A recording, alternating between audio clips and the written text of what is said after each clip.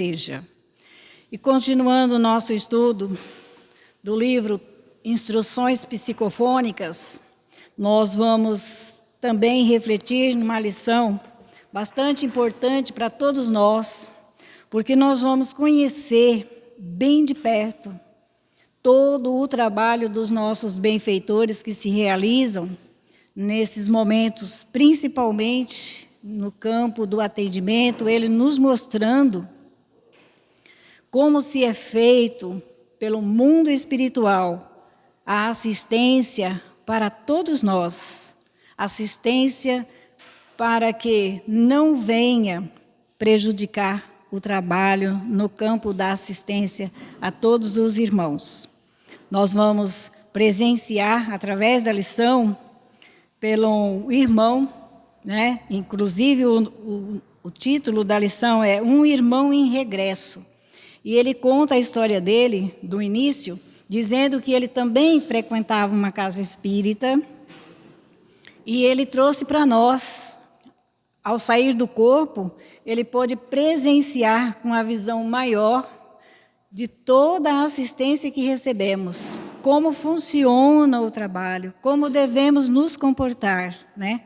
Então, ele diz assim, as palestras desse nosso irmão, ela demonstra com detalhes a carinhosa atenção prodigalizada por nossos benfeitores espirituais aos nossos agrupamentos doutrinários. Porquanto, o que se dá em uma nossa agremiação, onde o espaço essencial seja o serviço ao próximo, sob o amparo do nosso Divino Mestre. Ele vai trazer para nós, né, como é essa assistência de uma agremiação, um grupo como o nosso. E em todas as casas tem essa assistência. Por isso, a gente estudando, nós vamos entrar em contato maior com os nossos benfeitores e os benefícios serão para todos.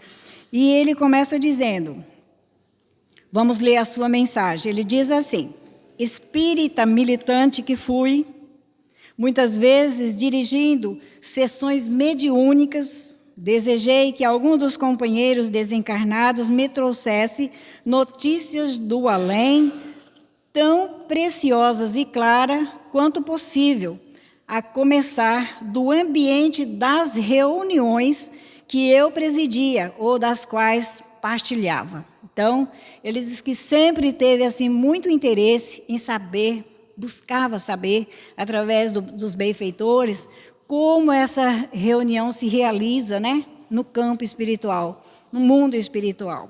Então, ele participava dessa reunião como dirigente e ele queria saber, como nós também desejamos que algum benfeitor, né, nos diga assim, como está o nosso trabalho.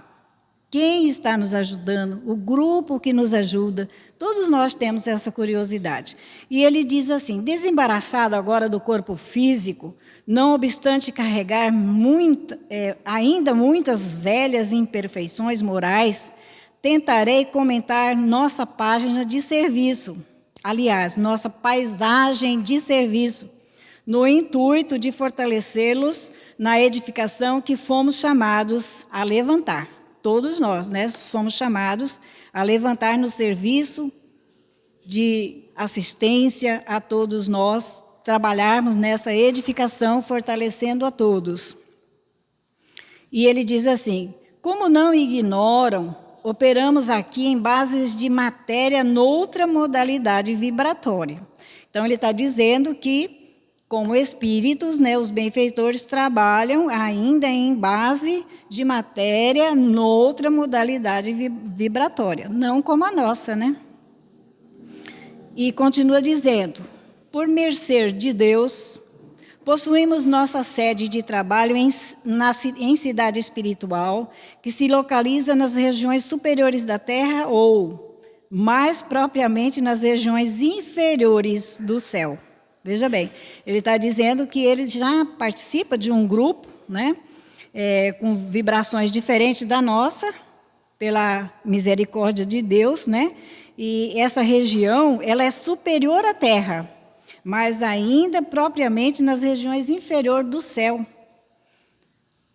E ele diz: gradativamente a humanidade compreenderá, com dados científicos e positivos, que há no planeta outras faixas de vida. Hoje a ciência já comprova a existência de vidas, né? Não só no nosso planeta. É assim como existe, por exemplo, e aí ele dá um exemplo para todos nós. E assim como existe, por exemplo, para o serviço humano no solo, formação de argila, de areia, calcário e elementos orgânicos, temos para as nossas atividades o solo etéreo, em esfera mais elevada, com as suas propriedades químicas essenciais e obedecendo às leis de plasticidade e densidade características. E é de lá de onde se erguem organizações mais nobres para a sublimação do espírito e onde a natureza atua em manifestações mais amplas de sabedoria, de grandeza, que tornamos ao convívio de nossos irmãos, encarnado para a continuação da tarefa que abraçamos no mundo. Então, veja bem, ele participava de reuniões mediúnicas aqui também, doutrinárias. E ele lá, fora do corpo, já também tinha conquistado, pela misericórdia de Deus, um grupo onde ele trabalhava. E ele veio trazer as experiências vividas no grupo espiritual agora, que são tudo isso aí que ele vai passar para nós. Satisfazendo, porém, ao nosso objetivo essencial, aproveitaremos os minutos de que dispomos para falar-lhe de algum modo acerca da tela de nossas atividades. Então, ele vai passar para nós a tela da atividade em que eles trabalham junto conosco, na assistência a todos nós, encarnados e desencarnados. E ele diz assim: qual ocorre aos demais santuários de nossa fé, orientado pelo devotamento do bem, junto aos quais o plano superior mantém operosa e abnegada equipe de assistência. Nossa casa, consagrada à espiritualidade, é hoje um pequeno, mas expressivo posto de auxílio, erigindo a afeição de pronto socorro. Então, é o que acontece conosco. A nossa casa, é uma casa de assistência e se dá o nome de pronto-socorro. É um pronto-socorro para todos nós. É aqui que a gente chega com as nossas dificuldades, com as nossas dúvidas, com as nossas dores, Somos assistidos pelos nossos benfeitores. Com a supervisão e cooperação de vasto corpo de colaboradores, em que se integram médicos, religiosos, veja bem, inclusive sacerdotes católicos, ministros evangélicos e médiuns espíritas. Então, todo esse grupo se reúne nesses momentos. Católicos, protestantes, médiuns espíritas que saíram do corpo e estão continuando as tarefas e vêm nos ajudar nessa hora tão importante para todos nós. Médiuns já desencarnados, além de magnetizadores, enfermeiros, guardas e padioleiros, temos aqui diversificadas tarefas de natureza permanente. A casa funciona assim no dia especial como hoje. Mas a assistência dos nossos benfeitores é permanente. Todos os dias que aqui adentrarmos, nós recebemos assistência, nós saímos daqui assistidos, amparados pelos nossos benfeitores. E ele diz: nossa reunião está garantida por 3 faixas magnéticas protetoras. Veja bem, o quanto é importante a gente conhecer aquele trabalho que a gente está realizando. Então, o nosso trabalho, ele é garantido, a nossa reunião, por 3 faixas magnéticas protetoras. A primeira, guarda a Assembleia constituída e aqueles desencarnados que se lhes conjugam a tarefa da noite. Então, a primeira proteção, faixa protetiva que nós temos para proteger a Assembleia, que está constituída no trabalho encarnado, e os desencarnados também, que irão trabalhar no campo da assistência. A segunda faixa encerra um círculo maior, no qual se aglomeram algumas dezenas de companheiros daqui, quer dizer, do mundo espiritual, ainda em posição de necessidade, acata de socorro e esclarecimento. Então, do mundo espiritual também se encontra aqui ligados a nós, muitos irmãos desencarnados, né? E vem buscar socorro para se esclarecer, para se fortalecer. A terceira faixa, mais vasta ainda, maior, circunda a terceira faixa, circunda o edifício, toda a nossa casa.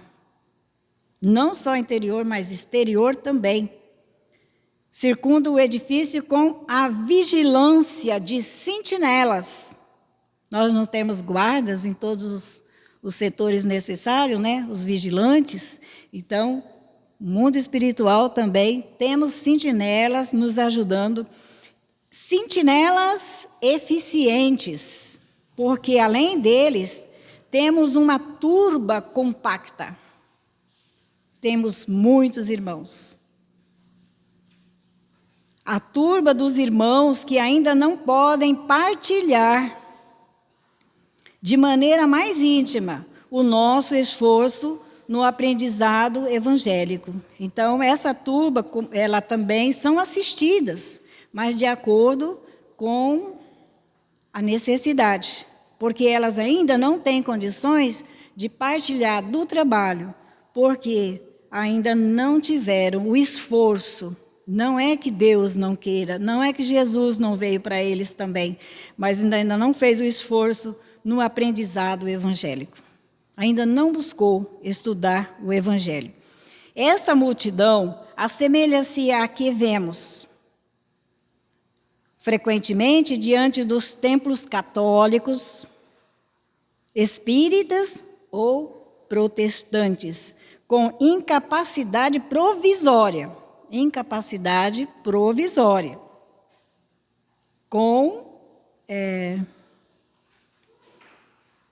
de participação no culto da fé. Então, são irmãos que provisoriamente não têm capacidade de participar do culto da fé. Ainda não estudaram, às vezes vêm e não aceitam o que se é falado, o que se é estudado, né? Bem junto à direção de nossas atividades, vamos refletindo junto, porque a gente vai aprender qual é a nossa posição. Agora estamos fazendo um trabalho, daqui a pouco iremos fazer outro. Então, ele diz assim, bem junto à direção de nossas atividades, está reunida grande parte de equipes de funcionários espirituais que nos observam as linhas magnéticas defensivas. Então, bem junto das nossas atividades, nós temos conosco, né, irmãos, funcionários espirituais que nos preservam as linhas magnéticas defensivas, com o magnetismo deles, né, nos ajudando para defendermos, muitas vezes, de um outro magnetismo não bom. À frente da mesa orientadora, quando já estamos lá no trabalho, à frente da nossa mesa orientadora, congregam-se os companheiros em luta a que nos referimos, aqueles que estão também na luta, ajudando para que o magnetismo do bem possa permanecer junto conosco. E em contraposição, já nessa área, que a gente sabe que também o trabalho funciona, saem daqui, participam naquela arinha, na espera, aguardando, né, a entrada na sala de tratamento, olha só. E em contraposição com a porta de acesso, ao recinto, dispomos em ação de 2 gabinetes. Veja bem, o trabalho, né, que o mundo espiritual presta a todos nós. 2 gabinetes com leitos de socorro, macras, né? Muitos irmãos que não saíram do corpo, mas ainda não caminham, estão com a mente como se estivesse no leito, no hospital ainda, no corpo físico, né? Então, veja bem, ó, em leitos de socorro, dos quais se alonga o serviço assistencial.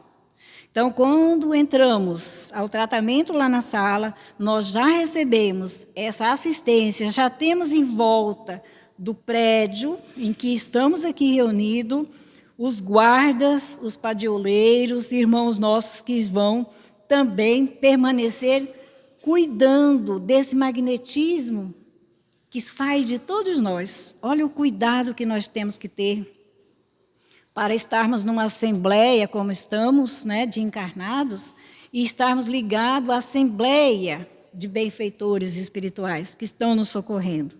Então, você veja bem que saímos daqui com o estudo do Evangelho, vamos para a nossa primeira salinha ali, para adentrarmos a sala de atendimento, nós já temos aqui equipes, né? 2 grupos, de 2 gabinetes de assistência, com irmãos muitas vezes no leito, vindo em macas espirituais, porque, como nos diz o irmão, o trabalho no mundo espiritual, ele também prossegue, né, com vibrações espirituais.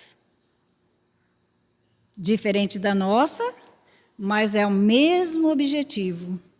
E aí, ele diz, entre os 2, instala-se grande rede eletrônica, de contenção. Veja bem, que bênção, né? Tanta proteção que temos. Entre aquela que se encontra 2 gabinetes de pronto-socorro com irmãos em macas para adentrarem, e a gente não vê, porque a gente não, às vezes não tem essa visão. Mas estão sendo assistidos e irão participar do trabalho. Em companhia de nós, os desencarnados, eles vieram e já estão sendo socorridos antes da gente adentrar aquela sala. Então, entre os 2 instala-se grande rede eletrônica. E veja bem o que é comparado a essa rede eletrônica. De contenção, para conter. Destinada ao amparo e controle dos desencarnados rebeldes ou recalcitrantes. Rede essa que é um exemplar das muitas que da vida espiritual inspiraram a medicina moderna no tratamento pelo eletrochoque. Então, a inspiração para a medicina nos tratarmos com eletrochoque é a mesma coisa que estarmos ali, como nos diz, esses 2 gabinetes de socorro aos desencarnados, assistidos em macra, antes de entrar na sala de atendimento. Tem também uma rede eletrônica que ela dá choque. Então, aqueles irmãos que quiserem muitas vezes, né, tirar dali um que vai para o tratamento, um irmão que está se preparando para entrar no tratamento e que veio conosco, ele tem aquele mesmo tratamento do eletrochoque. A rede dá choque. E os irmãos que muitas vezes desencarnados são rebeldes e recalcitrantes, estão ali para, né, tentar desviar o trabalho daquele desencarnados que se encontra aguardando o tratamento. Vejamos bem, é assim organiza-se nossa casa para desenvolver a obra fraterna em que se empenha a favor dos companheiros que não encontraram depois da morte senão as suas próprias perturbações. né? Então, as perturbações são nossas, são criadas por nós. Mas imaginemos aqui, né, a misericórdia divina, quanto faz em benefício de nós todos. E ele continua dizendo assim: assinalando de maneira fulgosíssima o setor de nossa movimentação, devemos recordar que acima da crosta terrestre comum temos uma cinta atmosférica. Além da crosta terrestre, temos uma cinta, né, atmosférica, que classificamos por cinta tensa, sombria, né, com a profundidade aproximada de 50 quilômetros para baixo. E além dela, possuímos a cinta leve, é outra camada de proteção, com a profundidade aproximada de 950 quilômetros, somado 1.000 quilômetros acima da esfera em que vocês presentemente respiram. Olha só, quanto nós temos que aprender, né? Da onde que vem a proteção? E respiramos que ar? Um ar sombrio, um ar que beneficia todos nós. Por isso, a gente tem medo, né, de contaminação. Mas temos tanta assistência que devemos acreditar, porque nós estamos amparados aqui na Terra. E ele continua: nesse grande mundo aéreo, encontramos múltiplos exemplares de almas desencarnadas, junto de variadas espécies de criaturas subhumanas, em desenvolvimento mental. Olha só, no rumo da humanidade, vindo para cá. Milhões de espíritos alimentam-se da atmosfera terrestre, demorando-se por vezes muito tempo na contemplação íntima de suas próprias visões e criações, nas quais habitualmente se imobilizam à maneira de algas marinhas, que nutre a si mesma, observando os princípios do mar. Veja bem, o nosso princípio, né, de vida corpórea, mas estão se dirigindo já a buscar um corpo físico também. Meus amigos, para o espírita, a surpresa da desencarnação pode ser muito grande, porque além do túmulo, continuamos nas criações mentais que nos inspiramos a existência aqui e agora no mundo. Nós vamos continuar do mesmo jeito, se não buscarmos o esclarecimento. O Espiritismo, diz o nosso irmão Efigênio, o Espiritismo para o espírita, meus amigos, está certo, do mundo. O Espiritismo é uma concessão. O Espiritismo é uma concessão nova do Senhor a nossa evolução. Olha só, e a gente pensa que nasceu hoje, né? O Espiritismo é uma concessão nova do Senhor a nossa evolução multimilenárias. Não é hoje que nós somos espíritos reencarnantes aqui no planeta Terra. Somos multimilenários, reencarnando, sendo reprovados, né? A doutrina espírita, o Espiritismo, ela vem nos trazer essa grandeza. Surpreendemos em nossa doutrina vastíssimo campo de libertação. A doutrina espírita nos ajuda a libertar, né, desse período que a gente vem errando. Se a gente quiser mudar, nós podemos mudar, estudando a doutrina de Jesus, que é o Espiritismo. Mas também de responsabilidades profundas. E o maior trabalho que nos compete efetuar é o de nosso próprio burilamento interior.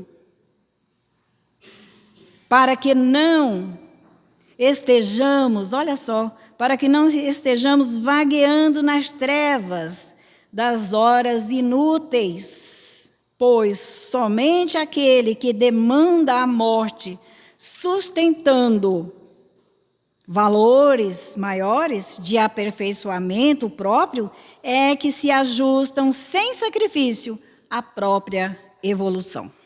Veja bem, o que temos que fazer em nosso benefício, né? Reportamos-nos à experiência religiosa, poucos padres aqui continuam padres. Poucos pastores prosseguem pastores. E raros médios de nossa formação doutrinária continuam médiuns, porquanto os títulos de serviço na terra envolvem deveres de realização dos quais sempre vivemos em fuga, pelo vício de pretender a santificação do vizinho antes de nossa própria melhoria, em nos referindo à construção moral e à virtude. Nós estudamos o Evangelho para ajudar aquela nossa vizinha, não entende nada, né? Só que a gente não buscou colocar o Evangelho na nossa vida. Não adianta. Então, a gente tem que buscar no Evangelho de Jesus, no trabalho mediúnico, no trabalho religioso, construção de moral e de virtude. A morte, ele termina dizendo, a morte é simplesmente um passo além da experiência física, simplesmente um passo. Nada de deslumbramento espetacular, não tem espetáculo nenhum diferente. Nada de transformação imediata, nada de milagres, e sim, nós mesmos, com as nossas deficiências e defecções, esperança e sonhos. Por isso, proponho-me a falar-lhes de algum modo nesta doutrina, nessa primeira visita psicofônica, do compromisso que assumimos aceitando a nossa fé pura e livre. Porque num movimento renovador tão grande, tão iluminativo e tão reconfortante quanto o nosso, é muito fácil começar, mas muito difícil prosseguir. E apenas em circunstâncias muito raras somos capazes de conquistar a coroa da vitória para a tarefa que encetamos. Somos espíritas encarnados e desencarnados. À nossa frente desdobra-se a vida que precisamos compreender com mais largueza de pensamento, com mais altura de ideal e com mais sábio interesse no estudo e na prática da doutrina que vale em nossa peregrinação por sublime empréstimo de Deus. Não se esqueçam de que se é grande a significação da nossa fé. Nossa fé, a gente pensa assim, tão grande, faço umas preces, recebo.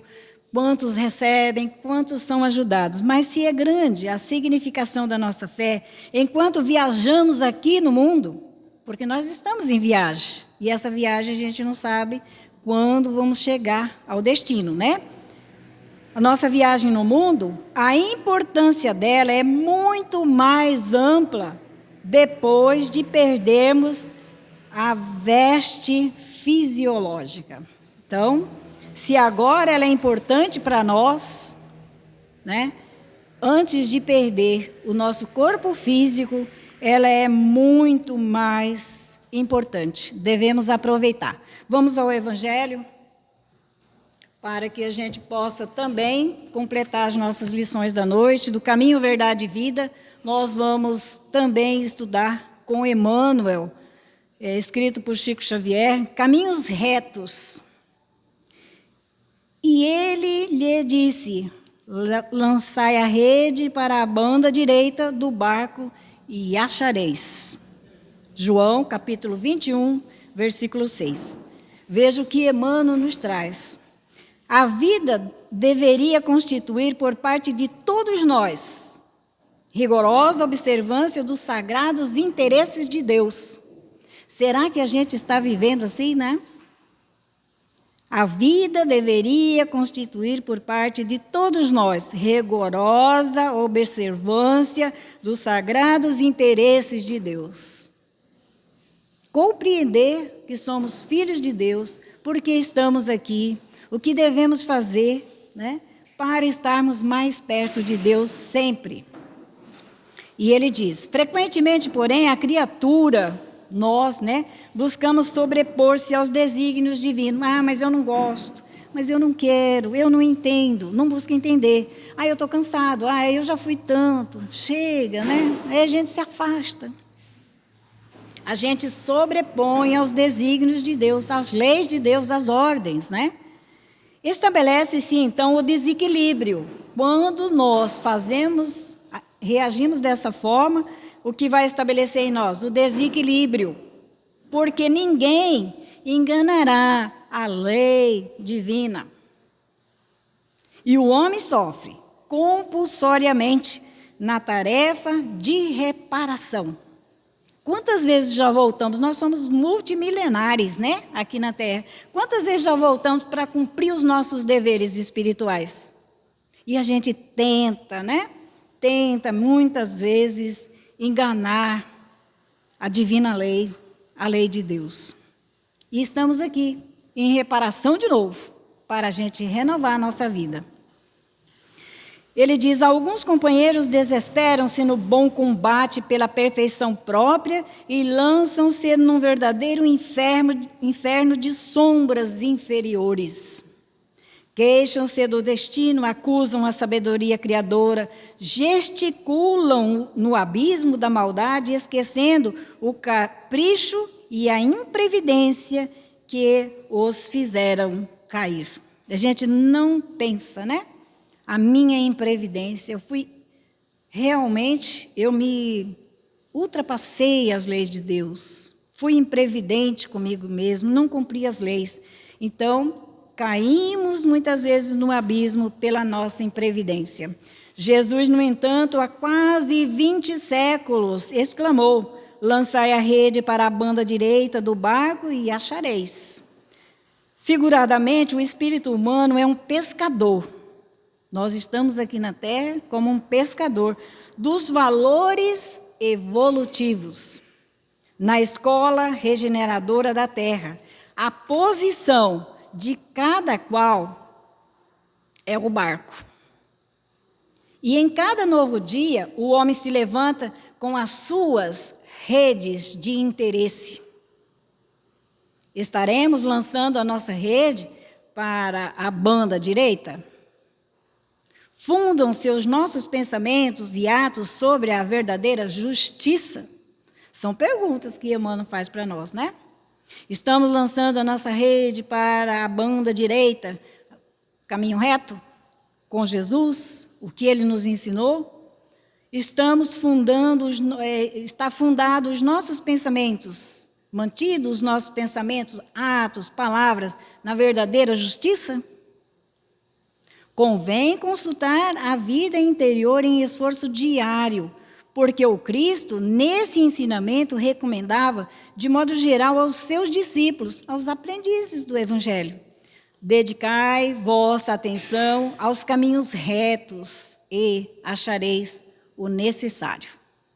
E a gente busca, às vezes, em outras coisas, né? Esquecendo que Jesus nos deixou o caminho reto a seguir. A gente busca querer burlar a lei de Deus, desviar dessa lei. Aí nos acontece o quê? Que o Evangelho nos fala: perturbação, desequilíbrios, enfermidades que nós mesmos criamos. E quando estudamos, nós vamos ver que tudo foi criação nossa. Porque estamos aqui na Terra. Perdemos a oportunidade ou deixamos, né, de valorizar nós mesmos. Porque se somos multimilenares, tivemos muita oportunidade de já termos saído aqui do planeta Terra, estar em posição, como nos diz o irmão, já trabalhando com uma equipe espiritual que está além da nossa, que está acima no céu e abaixo do inferno. Então, já estamos ajudando, né? Então, o que precisamos é valorizar os estudos do Evangelho, porque senão voltaremos a ficar perturbados, adoecer novamente.